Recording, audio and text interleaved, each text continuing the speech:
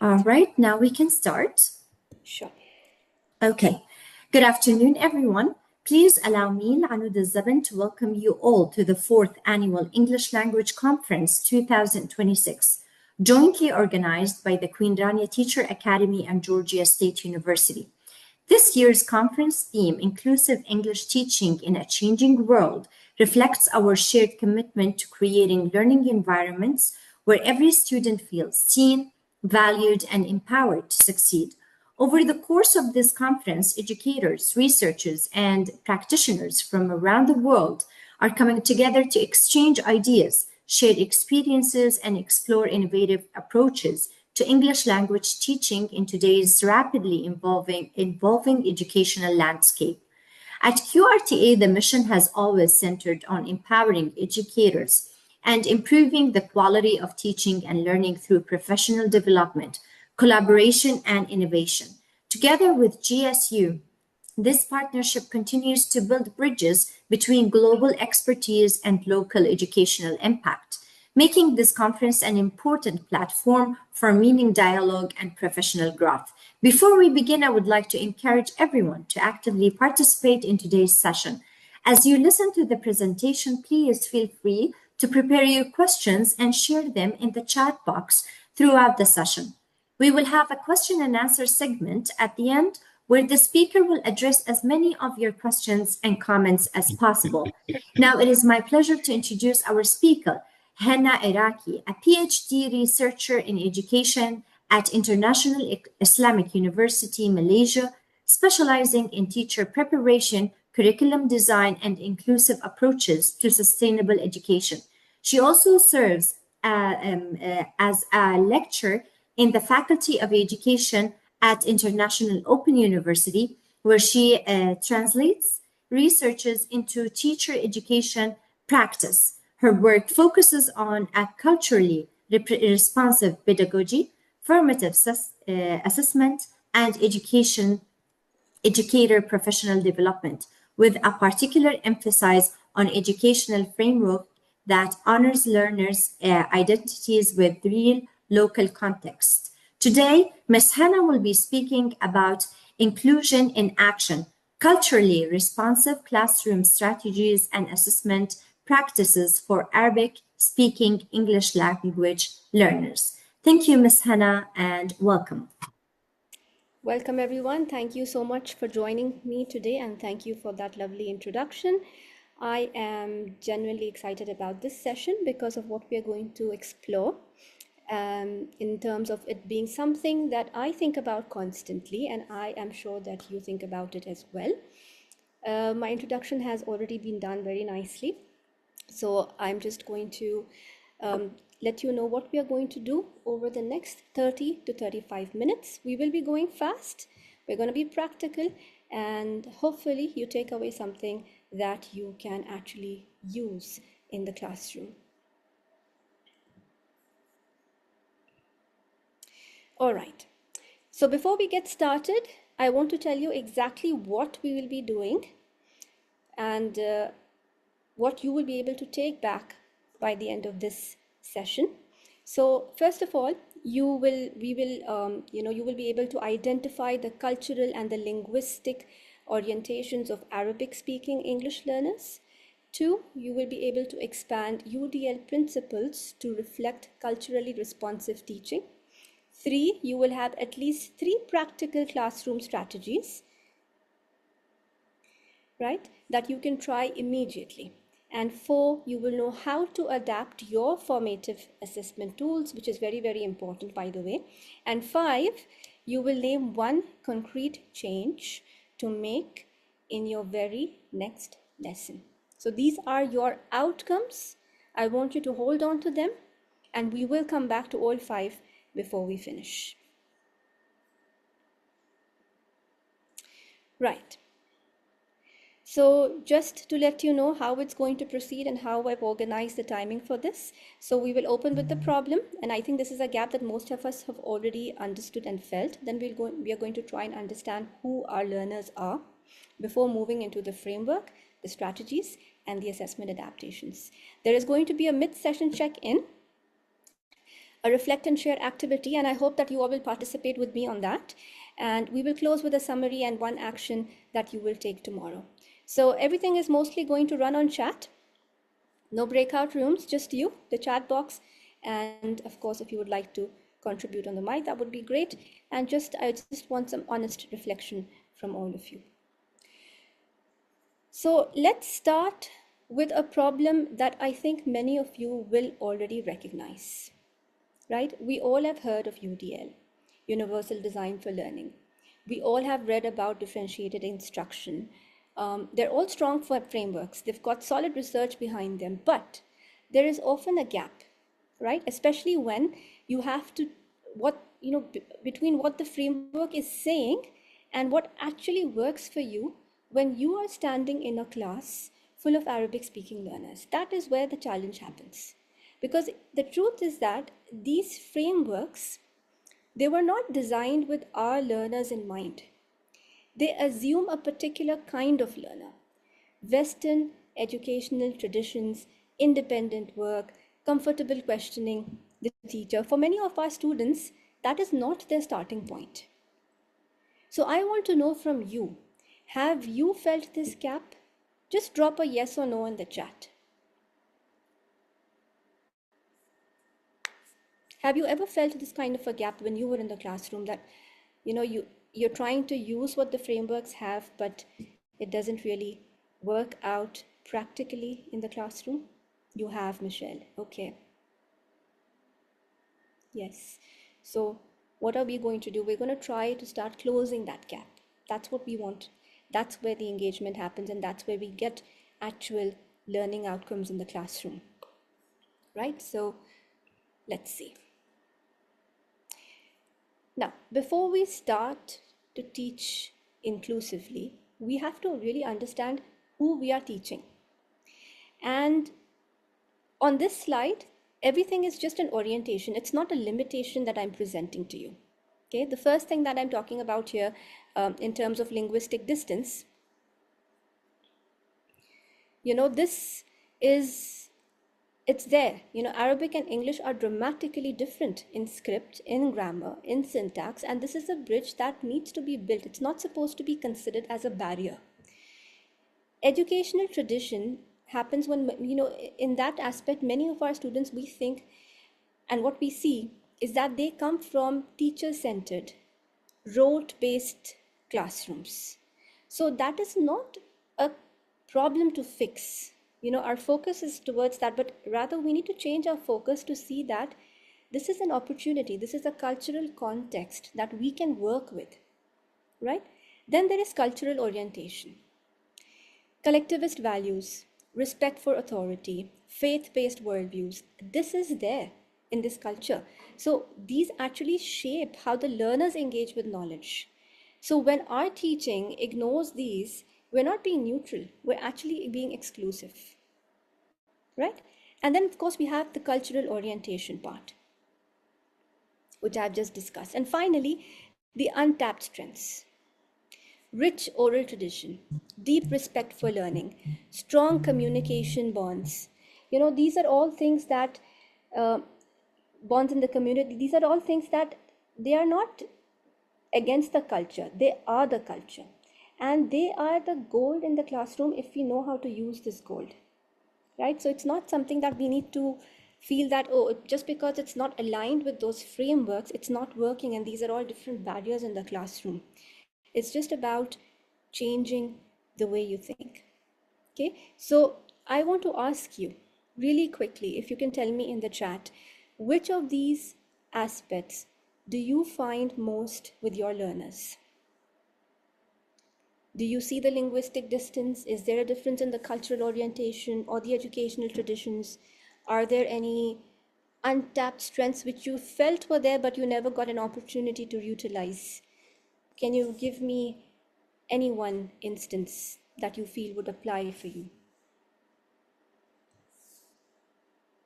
Anyone?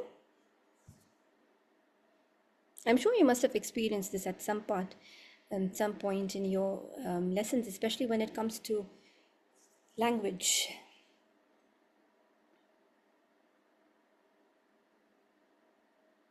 Cultural orientation and linguistic distance, definitely, yes.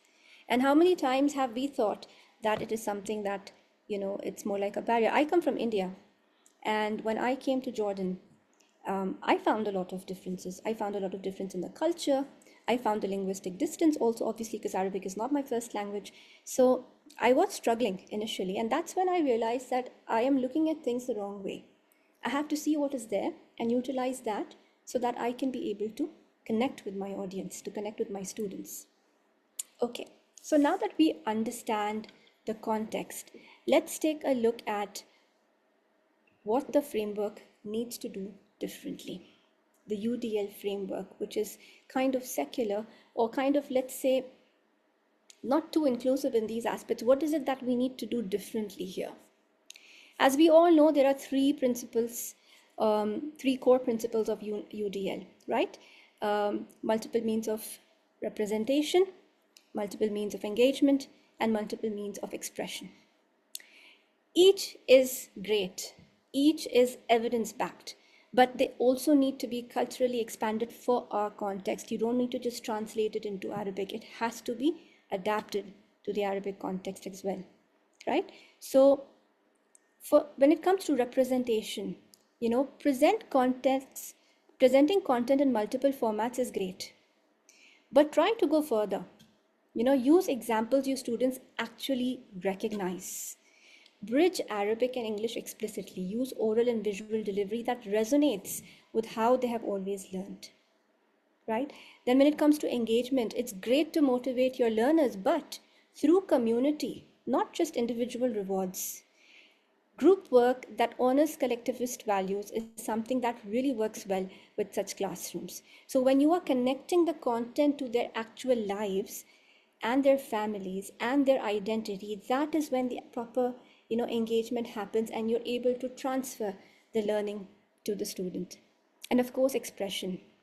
Stop accepting only written, formal, Western style responses as evidences of learning. They're all great, but oral responses are also valid.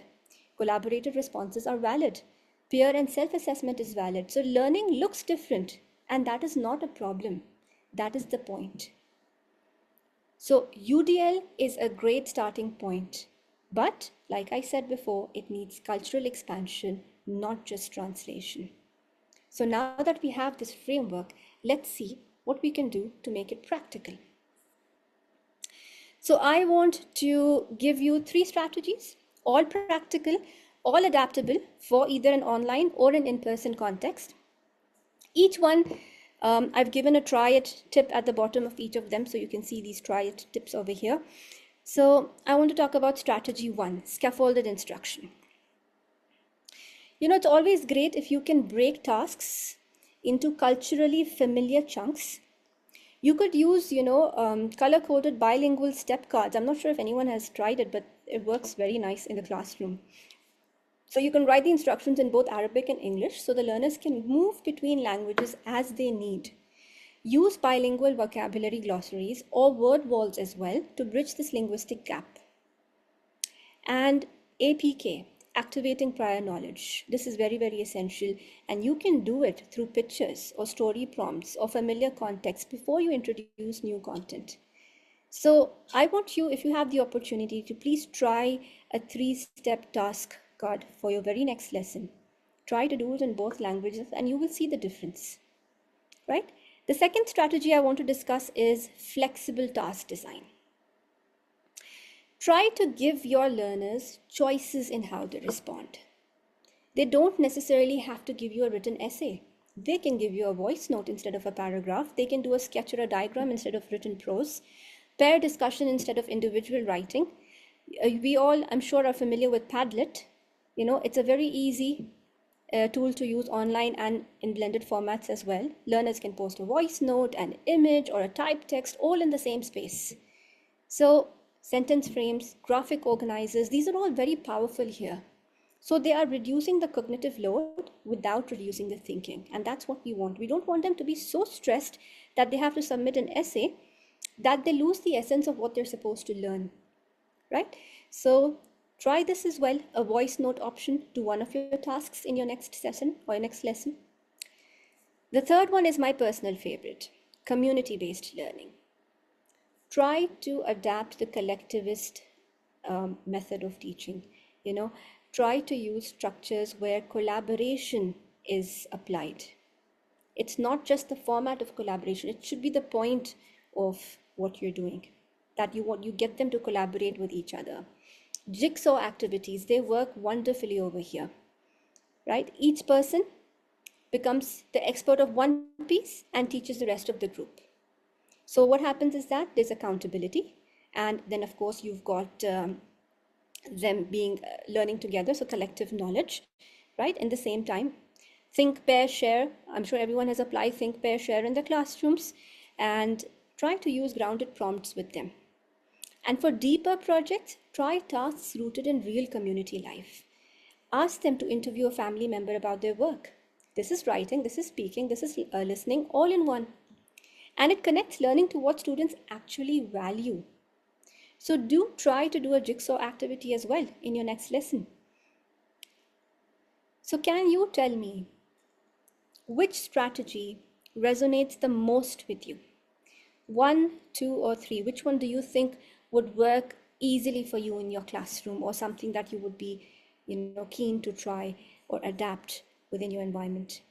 What do you think? Michelle, you think the third one? Yeah, that's my favorite too. I love community, collaborative work. Works best for me. Jacqueline, number 1 and 3, scaffolded instruction. Yes, very useful. Number 3 again, yes. So do try that. Leila, yes, I agree. Scaffolded works best for kindergarten. I would say for middle and high school, community work works very well. Scaffolded works well for KG. Flexible task designs, especially for those learners you see who are struggling. We don't want to just force them to learn. We want them to enjoy their learning. So flexible task designs really work well as part of differentiated learning as well. That's great. I do hope you all can apply some of the strategies or examples given here. I'm sure you must have been trying some in the classroom. So it would be great to know later on in our discussion what you have applied and what works with you. We will come to that. All right. So that's about what you do in terms of instruction. But what about assessment? That's a more serious thing, right? Assessment is where we as teachers or educators or curriculum designers, we feel most restricted when it comes to assessments. Now, formative assessment is actually where many inclusive teaching efforts fall apart. And there's a lot of research and a lot of paperwork that proves that, that is the struggling point for many people, schools or institutions or instructional design. That's where we struggle a lot, because you can change everything you do in the classroom, but you're forced to keep the assessments exactly the same.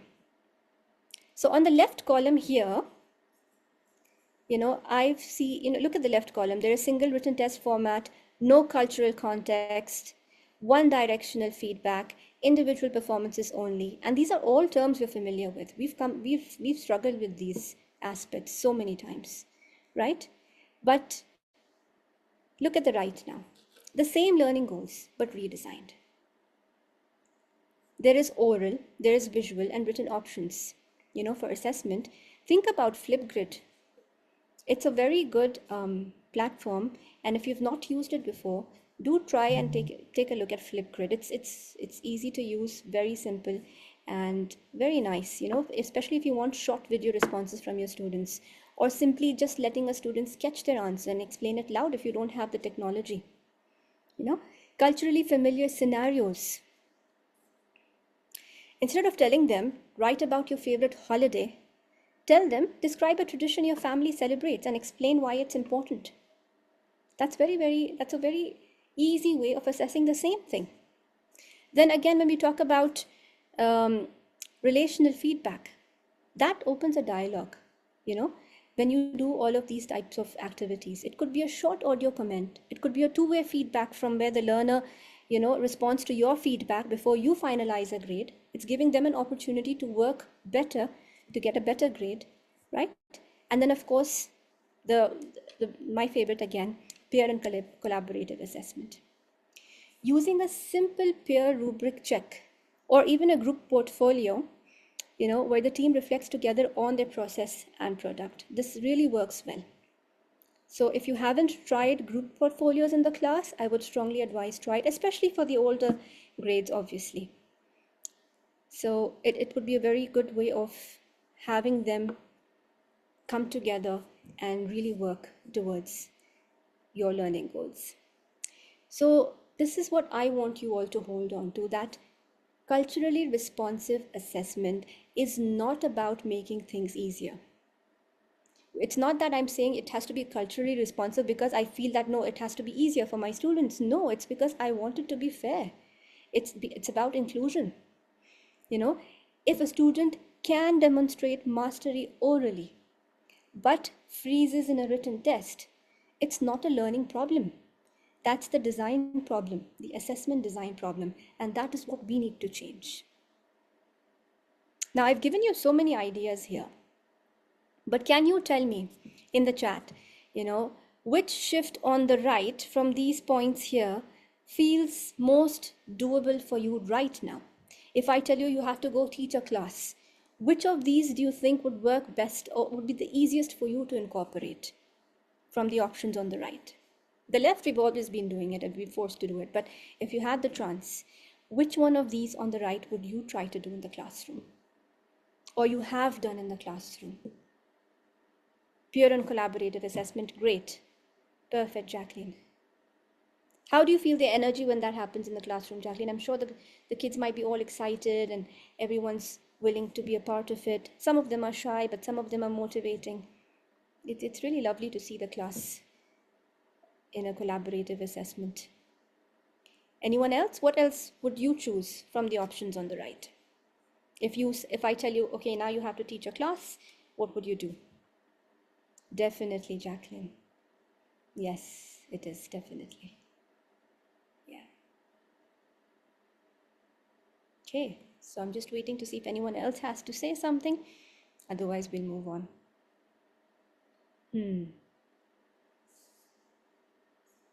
I am trying a lot of the visual and oral feedback because I feel that some of the students nowadays, they don't like to write much, especially with the technology. They prefer speaking, they prefer, expressing themselves visually.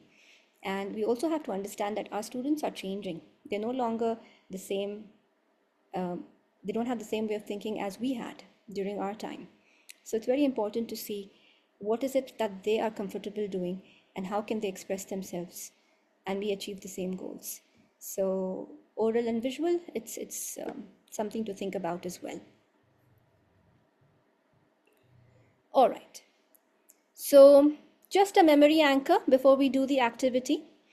I don't want to re-explain everything to you again, but just that, here is everything we have covered in one view for you. Okay. UDL, I have expanded it for you. Culturally familiar examples, group-based engagement, oral and visual expression. There are strategies, scaffolded instruction, flexible task design, community-based learning, assessment, multiple response formats, culturally familiar tasks, and relational feedback. So this is like your reference slide. You can take a screenshot of this, you can save it, and you can always come back to it and see, what is it that you can add or remove or, think about. So I want to hear from you now. What are your reflections? What has your experience been? What kind of tools have you been using in the classroom that you make it easier for this cultural transition or to make it more inclusive? In your classroom, what do you do? I'd like to hear from you. Maybe I get to learn a few things from you here. Yes, Leila, Jacqueline, Michelle, be good to hear. Somia, good to hear from all of you. What is it that you do as educators in the classroom for a culturally responsive teaching experience?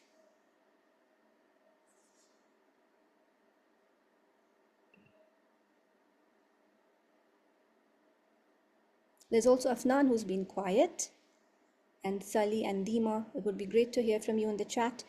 What practices or tools do you use in the classroom that could make it, that makes your classroom much more inclusive from a cultural point of view?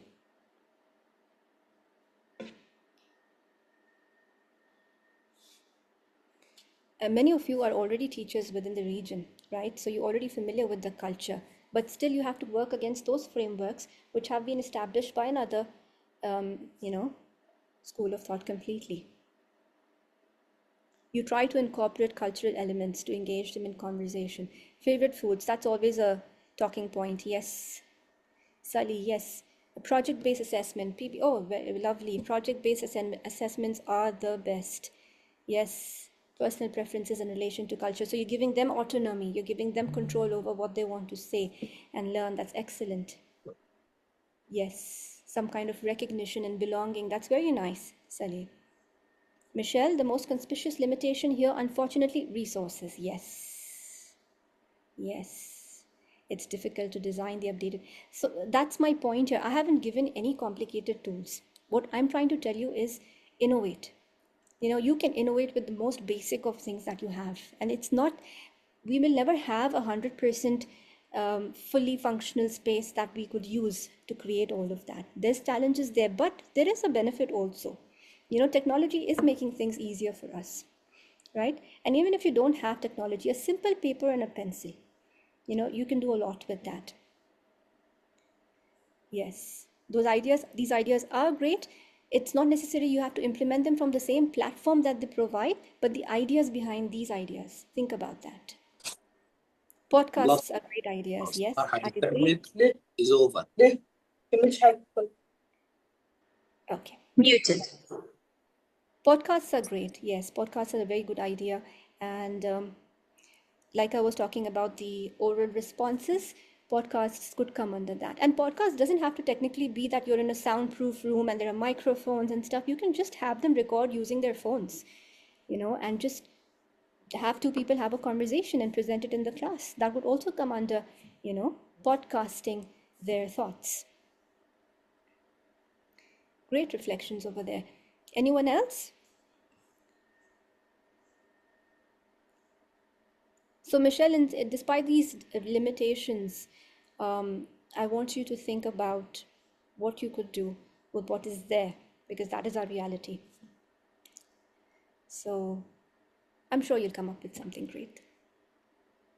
Poster designs, yes. Yes, poster work. It's part of collaborative functioning. It's part of expressing yourselves visually as well. So there's so many things coming in together when you do a poster design. I agree. And art and clothing definitely brings them closer to their cultures. Lovely, Sally. Excellent. Yes. Great. Okay, I think my time is almost up. I just want to quickly wind up the slide before we leave. So these are questions for you. You can just take back these questions, think about them. One Arabic speaking learner you've taught, what was the biggest challenge you had? Think about with these tools how you could mitigate those challenges now. Think about one strategy from today that you could probably try in your very next lesson. Examples I had given you were step cards, Padlet, Flipgrid, Jigsaw. They're all on the screen here, so you could take a screenshot of that. And be as concrete as you can. When you're trying to do something, try to overlook the fact that it's difficult and try to see what you can do to find a solution for it. And I think that is it for today. Thank you, Ms. Hena. Thank you very much for your time and attention, everyone. Thank you, Ms. Hena, for such an insightful and engaging session. Today, your perspective on how culturally responsive teaching supports Arabic-speaking English language learners through flexible, inclusive, and community-based learning approaches have given us much to reflect on as we continue working toward more inclusive and effective English language teaching practices. We will now move on to the question and answer session.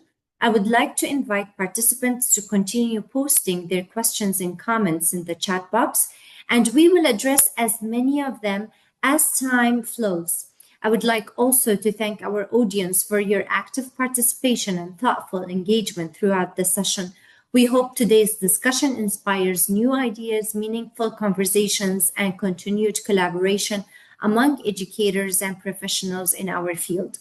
On behalf of the Queen Rania Teacher Academy and Georgia State University, thank you for being part of the 4th Annual English Language Conference 2026. We look forward to seeing you in the next sessions, and we wish you a productive and inspiring conference experience.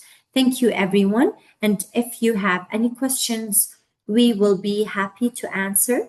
You can post your questions on chat box, and we will choose some of them. We have 3 minutes before we end our session, so feel free to ask any question you would like.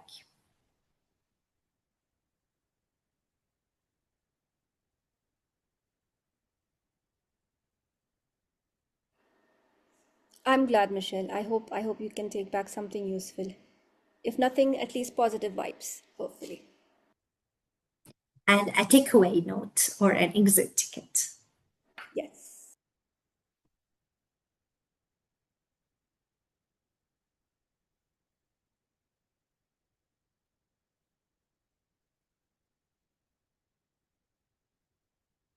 Your participation is really valid and appreciated. An exit ticket, a takeaway, a question. We have 2 minutes before we end our session.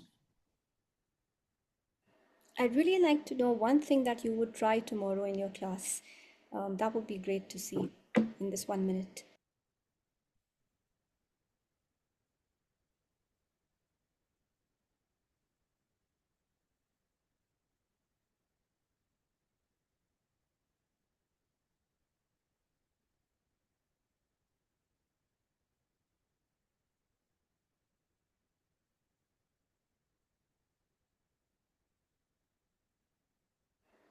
That's great, Jacqueline.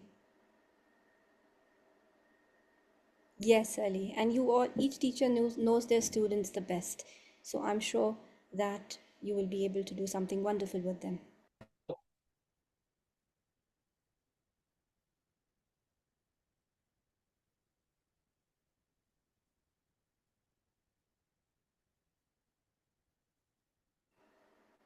I hope you can get that through, Michelle. That would be amazing for the students, especially.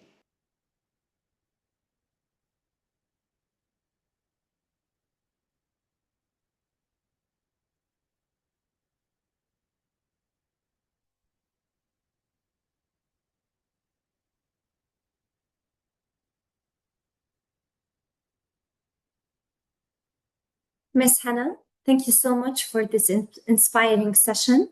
Our participants, thank you so much for attending this session. We are looking forward to seeing you in the other sessions. Thank you so much.